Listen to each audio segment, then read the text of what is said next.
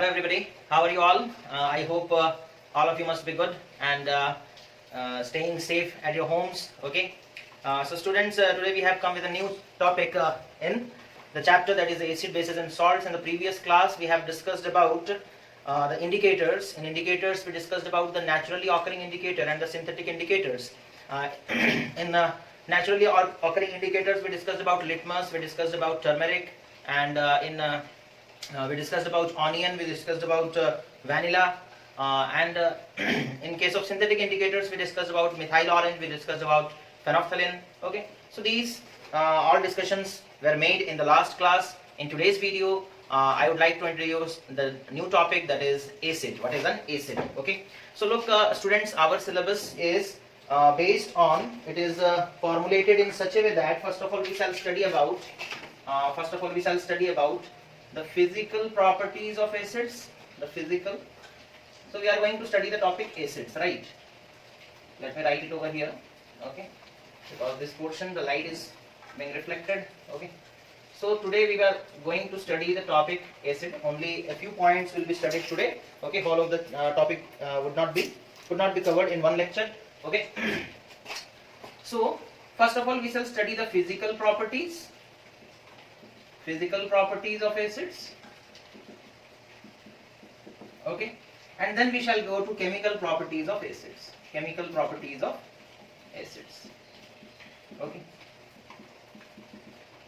so first of all we will discuss about the physical properties of acids, then we will go and discuss about the chemical properties of acids. Okay, so what is the physical properties of acid? It is that we can say that the acids are these have sour taste. Okay, the acids, they have sour taste. Okay, they turn blue litmus red. Okay, they turn blue litmus to red. Okay, so these are some.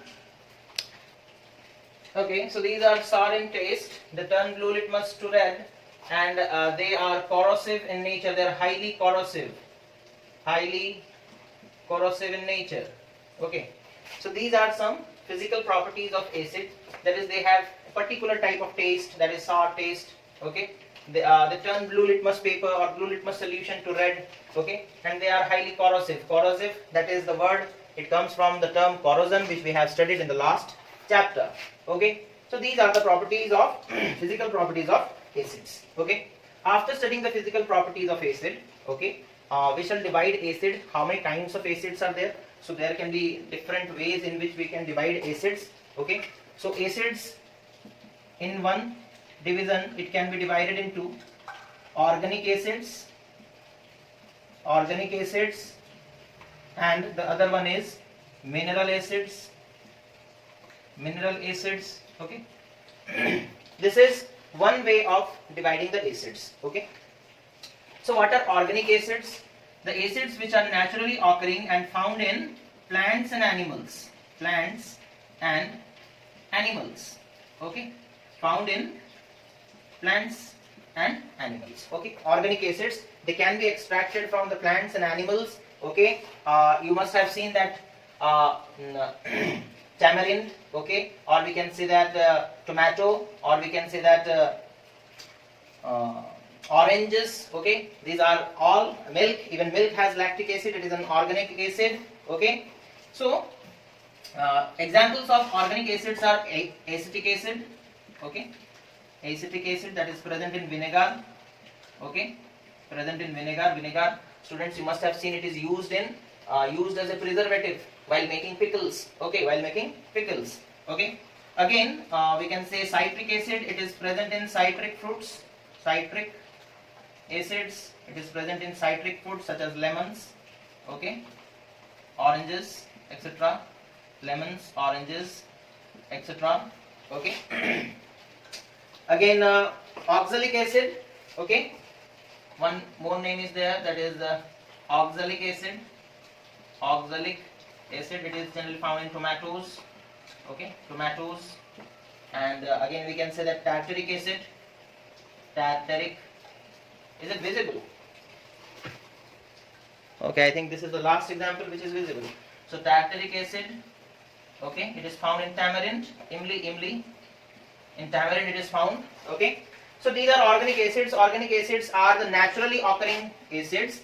These are the naturally occurring acids, and these are found in plants and animals. Examples are acetic acid, which is found in vinegar, citric acid, which is found in lemons and oranges, oxalic acid, which is found in tomatoes, tartaric acid, which is found in tamarind. Okay. On the other hand, mineral acids. What are mineral acids? The acids which are prepared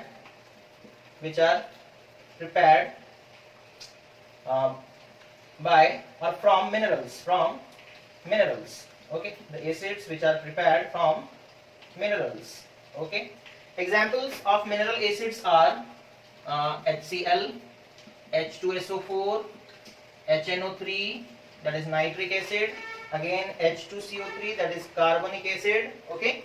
These are the examples of what? Mineral acid. This is hydrochloric acid, this is sulfuric acid, this is nitric acid, this is carbonic acid. Okay. These are the examples of what? Mineral acids. One thing, one important point of difference between organic acid and mineral acid is organic acids are generally weak acids. Okay. These are generally weak acids. Okay. We eat lemons, we eat oranges, which contain citric acid. We eat tomatoes, which contain oxalic acid. Does anything happens to us? No. That means the organic acids, like such as these all acids, they are weak acids, and even some acids are there which are edible, which we can eat in small amount, obviously not in very huge amount. Okay. So whatever it may be, the organic acids are weak acids. And mineral acids are generally strong. These are generally strong acids. Okay, these are generally strong acid, except carbonic acid. Okay, so carbonic acid is a mineral acid, but if we will compare the strength, then HCl, H2SO4, HNO3 are far more stronger than carbonic acid, and carbonic acid is a weak acid. You must have taken this carbonic acid. Okay, when you drink a thumbs up or when you drink Coca-Cola, okay, what is present in there?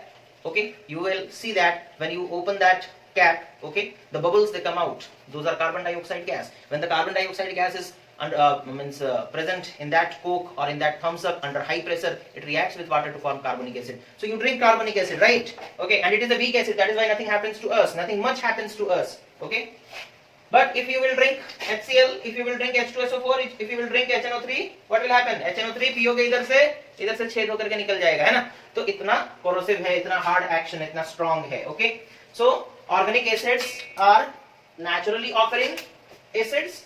They are found in plants and animals. These are the examples. Organic acid are weak acid. Again, mineral acids, which are prepared from minerals. Okay, they are generally strong in nature. Examples are these. One exception is there, that is carbonic acid. Okay, now we shall move ahead.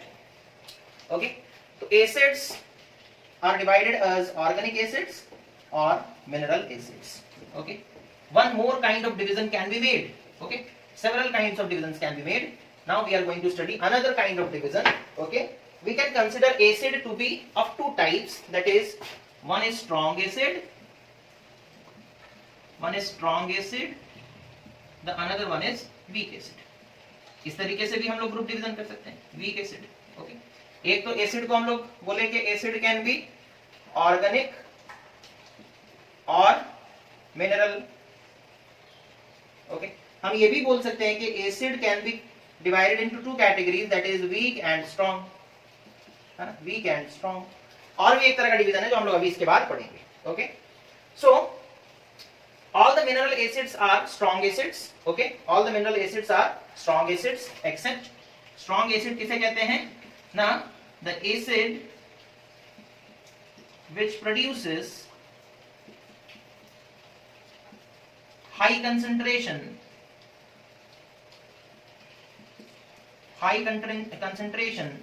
of H plus ions, okay, in its aqueous solution, okay. तो वो acids बच्चों जिन्हें पानी में डालने से वो बहुत ज्यादा आयंस प्रोड्यूस करेंगे. कौन सा आयन? H plus ion. तो ऐसे एसिड को स्ट्रॉन्ग एसिड कहते हैं. जैसे एग्जांपल ले लेते हैं 100 मॉलिक्यूल्स हम HCl का लिए, ठीक है, how many molecules of HCl I have taken 100 molecule of HCl। अब सपोज इस 100 मॉलिक्यूल HCl को हम पानी में डाल दिए, किसमें डाल दिए, पानी में, तो आप देखोगे बच्चों ये जो 100 मॉलिक्यूल्स ऑफ HCl आप लिए थे ये कंप्लीटली डिसोसिएट हो जाएगा और बन जाएगा 100 हाइड्रोजन आयंस एंड 100 क्लोरीन के आयंस, ठीक है। तो कंप्लीट डिसोसिएशन हो गया, जितने मॉलिक्यूल लिए थे पूरा का पूरा डिसोसिएट हो गया, high concentration of H+ ion बना और high concentration of Cl- ion बना। हमें तो सिर्फ इससे मतलब है। तो वो एसिड जिसे आप पानी में डालो जो अपने एक्वस सॉल्यूशन में high concentration of H+ ion produce करेगा उसे हम लोग स्ट्रॉन्ग एसिड कहेंगे, ठीक है।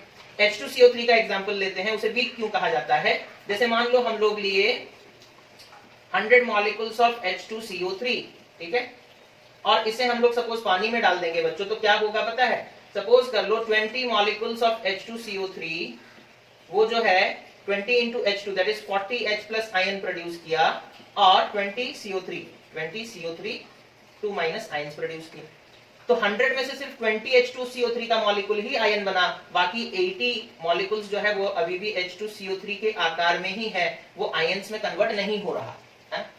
HCl के केस में देखे थे 100 का 100 जो है वो आयन बन गया था, लेकिन यहाँ 100 मॉलिक्यूल से 20 आयन बना, 20 H2CO3 में 20 into H2 40 हाइड्रोजन आयंस बनेंगे एंड 20 into CO3 20 कार्बोनेट के आयंस बनेंगे, और बाकी 80 जो है ये आयोनाइज नहीं होंगे, विल नॉट आयोनाइज, ये आयोनाइज नहीं होंगे, आयोनाइज ओके नहीं होंगे, won't ionize, this won't ionize, okay। तो ऐसे एसिड्स जो low concentration of H+ ion produce करते हैं उन्हें वीक एसिड कहा जाता है। तो वीक एसिड का डेफिनेशन हम लोग क्या लिखेंगे, स्ट्रॉन्ग एसिड का लिख लिया आप लोग, the acid which produces high concentration of H+ ion in its aqueous solution is called strong acid। उसी तरीके से इस एग्जांपल को समझो, हम लोग 100 मॉलिक्यूल्स HCl लिए, 100 मॉलिक्यूल HCl में 100 हाइड्रोजन प्रेजेंट है और 100 क्लोरीन प्रेजेंट है, और हम लोग देखें कि वो पूरा का पूरा आयन बन गया, 100 H+ बन गया, 100 Cl- कंप्लीट, यानी कि 100% डिसोसिएशन हुआ, 100% आयोनाइजेशन हो गया। तो ऐसे एसिड्स को हम लोग strong high concentration of H+ ion वो प्रोड्यूस किया, है ना, जितना पॉसिबल हो सकता था वो उतना प्रोड्यूस किया। दूसरी तरफ हम लोग H2CO3 का एग्जांपल ले रहे हैं और इसे हम लोग कहते हैं वीक। क्यों कहते हैं वीक, अगर हम 100 मॉलिक्यूल्स H2CO3 लेंगे तो बच्चों आप देखोगे उसमें से सिर्फ 20 मॉलिक्यूल्स जो है वो आयोनाइज होगा, बाकी 80 मॉलिक्यूल्स मॉलिक्यूल के आकार में ही रह जाएगा, वो आयंस में कन्वर्ट नहीं होगा। दैट मींस 100 में से 20 ही सिर्फ आयोनाइज हुआ, 20% आयोनाइजेशन। कितना, 100 में से 20 मॉलिक्यूल्स अगर आयोनाइज हो रहे हैं तो हम बोलेंगे 20% आयोनाइजेशन है। यहाँ पर 100 में से 100 मॉलिक्यूल्स आयोनाइज हो गए तो ये 100% आयोनाइजेशन है, ठीक है। तो वीक एसिड्स क्या होंगे बच्चों, those acids, the acids which produces low concentration of H+ ion in its aqueous solution is known as weak acid। Example, all organic acids, है ना, all organic acids plus mineral acid में से H2CO3 एक example दे सकते हो, है ना, समझ में आया।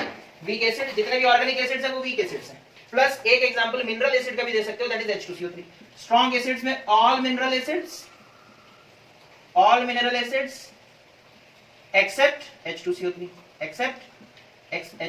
H2CO3 को छोड़ दो, बाकी जितने भी मिनरल एसिड्स हैं सारे स्ट्रॉन्ग हैं। समझ में आ गया। तो this is how we can divide acid as weak and strong, this is how we can divide acid as weak and strong, okay. अब उसके बाद आगे बढ़ते हैं बच्चों, that is concentrated and dilute acid, okay। The next category, that is concentrated and dilute acid,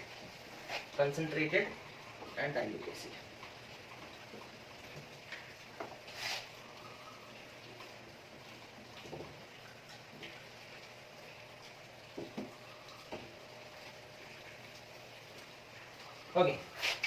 So acid can be further classified as concentrated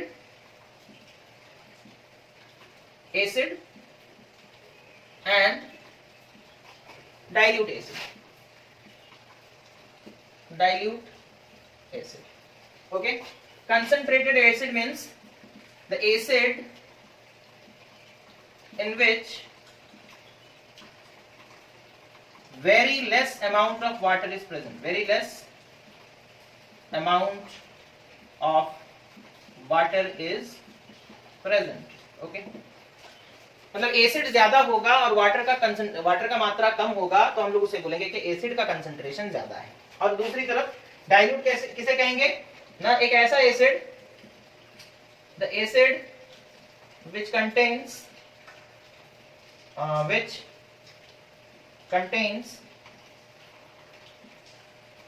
more amount of water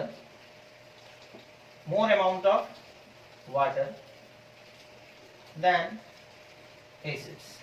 Okay, more amount of the acid in which very less amount of water is present is known as concentrated acid. The acid in which the acid which contains very high amount of water is called what? Dilute acid. Is called dilute acid. Okay.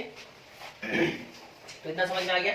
Acid को हम लोग इस तरीके से अलग अलग तरह से डिफाइन कर सकते हैं। एसिड को हम लोग देखे ऑर्गेनिक इनऑर्गेनिक में डिवाइड कर दिए, एसिड को स्ट्रॉन्ग और वीक में डिवाइड कर दिए, एसिड को कंसंट्रेटेड और डाइल्यूट में डिवाइड कर दिए। ठीक है, अब एक कंफ्यूजन के बारे में बात कर लेते हैं जो बच्चों के मन में बड़ा आता है। ठीक है, एक कंफ्यूजन हम लोग उसके बारे में बात कर लेते हैं जो बच्चों के मन में बड़ा आता है। जैसे सपोज कर लो हमारे पास सल्फ्यूरिक एसिड है। ठीक है, ओके, सल्फ्यूरिक एसिड कितना है, सपोज कर लो हमारे पास सल्फ्यूरिक एसिड है मान लेते हैं 1 लीटर। ओके ओके, हमारे पास सल्फ्यूरिक एसिड है 1 लीटर। ओके, हम उसमें सपोज कर लो वाटर ऐड करते हैं कितना, सपोज कर लो 100 ml। ठीक है, या फिर सपोज कर लो हमारे पास 900 ml था H2SO4 और उसमें हम वाटर ऐड किए कितना 100 ml। तो हमारे पास H2SO4 का एक्वस सोल्यूशन बना। ठीक है, H2SO4 और वाटर दोनों को मिक्स कर दिए तो H2SO4 का एक्वस यानी कि वाटर सोल्यूशन बन गया 1000 ml का। अब इसमें H2SO4 का परसेंटेज कितना है, 90% है H2SO4 और 10% है वाटर। 10% क्या है, वाटर है। ठीक है, 10% H2। अच्छा, H2SO4 बच्चों स्ट्रॉन्ग एसिड है। कैसा एसिड है, स्ट्रॉन्ग एसिड है ना, स्ट्रॉन्ग मिनरल एसिड के कैटेगरी में जाता है। और यहां पर क्योंकि अभी जो हम लोग एग्जांपल लिए H2SO4 तो स्ट्रॉन्ग है, वो हमेशा स्ट्रॉन्ग रहेगा है ना, वो स्ट्रॉन्ग की कैटेगरी में ही रहेगा। ठीक है, अब यहाँ पर देखो H2SO4 में हम लोग 100 ml वाटर मिलाए तो H2SO4 का सॉल्यूशन बना जिसमें 90% H2SO4 है। तो हम इसे बोल सकते हैं it is concentrated H2SO4, concentrated sulphuric acid. ठीक है, तो ये जो अभी एसिड का सॉल्यूशन बना है वो दो कैटेगरी में जाएगा, एक स्ट्रॉन्ग एसिड और कंसंट्रेटेड एसिड। दोनों कैटेगरी को वो बिलोंग करता है। कंसंट्रेशन देखो एसिड का 90% है तो कंसंट्रेटेड एसिड के कैटेगरी में जाएगा। और H2SO4 मिनरल बाय नेचर वो स्ट्रॉन्ग एसिड है because it will produce high concentration of H+ ion. It will produce high concentration of H+ ion, और जो ज्यादा H+ आयन प्रोड्यूस करता है, ज्यादा परसेंटेज में H+ आयन प्रोड्यूस करता है उसे स्ट्रॉन्ग कहते हैं। ठीक है, अच्छा, अब यहां पर देखो हम लोग क्या किए ना, हम लोग H2SO4 लिए सपोज 100 मिलीलीटर और H2O लिए सपोज 900 मिलीलीटर। ठीक है, और सॉल्यूशन बनाएंगे तो हमें बनेगा H2SO4 का एक्वस सॉल्यूशन बन चुका है बच्चों। ओके, कितने का, 1000 मिलीलीटर का, 1000 मिलीलीटर।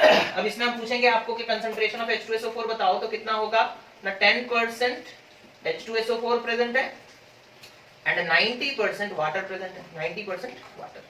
तो पानी ज्यादा है एसिड कम है तो ये डाइल्यूट एसिड के कैटेगरी में जाएगा, डाइल्यूट एसिड के कैटेगरी में जाएगा। अब हम लोग अगर तुमसे हम पूछेंगे कि क्या ये सोल्यूशन स्ट्रॉन्ग एसिड के कैटेगरी में जाएगा या वीक, तो अभी भी ये स्ट्रॉन्ग एसिड के कैटेगरी में जाएगा बच्चों, बिकॉज H2SO4 स्ट्रॉन्ग एसिड है ना, उसका कंसंट्रेशन अलग अलग हो सकता है। अगर ज्यादा एसिड होगा, पानी कम होगा तो उसे कंसंट्रेटेड H2SO4 बोलेंगे, लेकिन है तो वो स्ट्रॉन्ग। अगर पानी ज्यादा होगा, एसिड कम होगा तो उसे डाइल्यूट एसिड कहेंगे, लेकिन अभी भी H2SO4 तो स्ट्रॉन्ग है। H2SO4 स्ट्रॉन्ग कैटेगरी में, डाइल्यूट है बट स्ट्रॉन्ग है, डाइल्यूट है बट स्ट्रॉन्ग है। समझ में आ रहा है? तो ये होता है तुम्हारा एक बहुत बड़ा कंफ्यूजन जो बच्चों के मन में रहता है ना। वो सोचते हैं कि स्ट्रॉन्ग एसिड में पानी ज्यादा मिला देंगे तो वो वीक हो जाएगा। नहीं, स्ट्रॉन्ग एसिड एक अलग कैटेगरी है। स्ट्रॉन्ग का मतलब होता है, स्ट्रॉन्ग का मतलब ये थोड़ी है, स्ट्रॉन्ग का मतलब है कि ज्यादा H+ आयन प्रोड्यूस करता है, उसी के लिए उसे स्ट्रॉन्ग कहा जा रहा है। तो तुम उसमें ज्यादा पानी मिला दो तो वो और अच्छे से मतलब प्रोड्यूस करेगा H+ आयन, तो वो और भी स्ट्रॉन्ग हो गया, वो और भी स्ट्रॉन्ग हो गया। So this is about the strength and concentration of acid. Okay. Hope कि आपको इस एग्जांपल से समझ में आ गया होगा कंसेप्ट। उसके बाद डाइल्यूटिंग एसिड्स।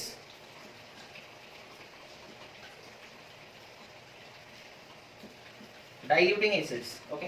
जब हमें एसिड को डाइल्यूट करना होता है बच्चों, जैसे सपोज कर लो हमें H2SO4 को डाइल्यूट करना है, ठीक है। हमें सपोज कर लो हमें H2SO4 हमारे पास कंसंट्रेटेड आकार में प्रेजेंट है, हम इसे डाइल्यूट करना चाहते हैं। या फिर दूसरा एसिड ले लो, सपोज HCl हमारे पास हाइड्रोक्लोरिक एसिड कंसंट्रेटेड आकार में प्रेजेंट है, हम इसे डाइल्यूट करना चाहते हैं, ठीक है। कैसे करेंगे, what is the process, okay. तो the dilution of a concentrated acid should always be done, okay. इस चीज को ध्यान रखोगे, the dilution of a concentrated acid should always be done, okay. The dilution of a concentrated acid should always be done by adding concentrated acid to water, by adding concentrated acid to water, by adding concentrated acid to water gradually with stirring water, gradually धीरे धीरे add करना है, with stirring, okay, with stirring and not by adding water to concentrated acid, and not by adding water to concentrated acid, okay। देखो इसका diagram बना देते हैं, आप लोगों को समझने में आसान होगा। क्या है क्या रहा है, देखो, the dilution of concentrated acid, if we want to dilute a concentrated acid should always be done, कैसे करना है, हमेशा कैसे करोगे, by adding concentrated acid to water and not by water to acid, okay. जैसे सपोज कर लो, हम लोग डायग्राम देखते हैं। सपोज कर लो मेरे पास यहाँ पर कंसंट्रेटेड H2SO4 है, दिस इज, सपोज कर लो ये मेरे पास कंसंट्रेटेड H2SO4 है, ओके। और एक कंटेनर में सपोज कर लो मेरे पास वाटर है, क्या है, वाटर है, दैट इज H2O। अब हम क्या करना चाहते हैं, अब हम कंसंट्रेटेड H2SO4 को डाइल्यूट बनाना चाहते हैं, यानी कि उसमें पानी का मात्रा बढ़ाना चाहते हैं। अब देखो पानी का मात्रा तो ऐसे बढ़ सकता है कि आप एक काम करो, पानी लाओ और एसिड में डाल दो तो इसमें पानी का मात्रा बढ़ जाएगा, बट ऐसा नहीं करते हैं, दिस प्रोसेस इज रॉन्ग। हम लोग क्या करते हैं, हम लोगों को जब डाइल्यूट एसिड बनाना होता है तो हम वाटर लेते हैं और वाटर में एसिड डालते हैं। वो कह रहा है कि वाटर में एसिड डालो, ठीक है, एसिड लाओ और वाटर में डालो, वाटर लेकर एसिड में मत डालो। रीजन क्या है देखते हैं, है ना। सपोज कर लो हमारे पास concentrated acid, suppose concentrated H2SO4 और HCl प्रेजेंट है, हम इसमें वाटर डाल रहे हैं, ठीक है, इसमें हम वाटर डालेंगे। तो वाटर जब आप डालोगे तो पूरा पानी तो एक साथ एसिड में नहीं, धीरे धीरे आकर मिक्स होगा। देखो इतना सारा एसिड है और आप जब पानी डाले, सपोज कर लो 20 ड्रॉप्स एक बार में गिरा या 50 ड्रॉप्स एक बार में गिरा। मान लो कि जब आप पानी डाले तो 50 ड्रॉप वाटर एक बार में गिरा पानी के अंदर, सॉरी 50 ड्रॉप वाटर गिरा एसिड के अंदर, ठीक है। अब एसिड में बच्चों कितने ड्रॉप्स होंगे, सपोज कर लो इसके अंदर 5000 ड्रॉप्स हैं, ठीक है। एसिड के कितने ड्रॉप्स हैं, 5000 ड्रॉप्स। अब 50 ड्रॉप वाटर जब गिरेगा एसिड के साथ, आपको पता है एसिड हाईली रिएक्टिव है ना, कंसंट्रेटेड एसिड है, हाईली रिएक्टिव है, कोरोसिव नेचर का है। जैसे ही आप डालोगे उसमें से क्या होने लगेगा, स्पर्टिंग होने लगेगा, ठीक है, क्योंकि पानी कम है एट ए टाइम, एक वक्त में। आप देखो, है ना, you have to observe this for one moment, okay, for one time, okay. 50 drop एक साथ गिर रहा है, ओके। कितने ड्रॉप्स एसिड के हैं, 5000, ये बहुत ज्यादा है। और एसिड जो है वो अगर वाटर से ज्यादा हो गया तो रिएक्शन काफी वायलेंट होगा, रिएक्शन क्या हो जाएगा, काफी वायलेंट, और इतना हीट प्रोड्यूस होगा कि उस हीट को आप कंट्रोल नहीं कर पाओगे और स्पर्टिंग, छिटकने लगेगा, एसिड जो है वो चिटकने लगेगा, इस तरीके से चिटकने लगेगा। और जो पानी डाल रहा है हो सकता है उसके मुंह पर गिर जाए, उसके हाथ पर गिर जाए, तो फिर क्या होगा, वो बर्न प्रोड्यूस कर सकता है। क्या प्रोड्यूस कर सकता है, बर्न। तो हम लोग करेंगे क्या, ना हम लोग एक कंटेनर में वाटर लिए, we will add acid to water, ठीक है। हम लोग वाटर ले लिए, दैट इज H2O, सपोज कर लो इसके अब 5000 ड्रॉप्स प्रेजेंट है, अब ये ज्यादा मात्रा में है। अब आप एसिड ऐड किए, ठीक है, एसिड ऐड किए, सपोज कर लो 50 ड्रॉप्स। तो 50 ड्रॉप एसिड और ये वाटर ज्यादा मात्रा में प्रेजेंट है, रिएक्शन होगा बच्चों यहाँ पर, है ना, जहां पर ड्रॉप आकर गिरेगा वहां पर रिएक्शन होगा। लेकिन इतना सारा पानी प्रेजेंट है, पानी उस हीट को एब्जॉर्ब कर लेगा और एसिड को चिटकने नहीं देगा, है ना, एसिड का स्पर्टिंग नहीं होगा। So that is why students we always do what, add concentrated acid to water with gradual stirring, धीरे धीरे स्टिर भी करते रहना है, and not by adding water to but acid. Okay, so आपके लिए होमवर्क है कि इसका रीजन आप बुक से ढूंढोगे और लिखोगे, write down the reason of this question, why water is not added to acid, rather acid is added to water for diluting it. Okay, so that's all for today students. Thank you for watching, and one more thing, you all know that you are having your exams on 25th of May. And on the very first day you are having your science exam. I wish you all the best, very best for your examination, that is the unit test. And the portion for chemistry is the first chapter, complete first chapter will come in the examination. Go through the multiple choice questions, look for the short questions in your textbook, okay, so that you can secure good marks in your examination. All the best students, thank you for watching, have a nice day.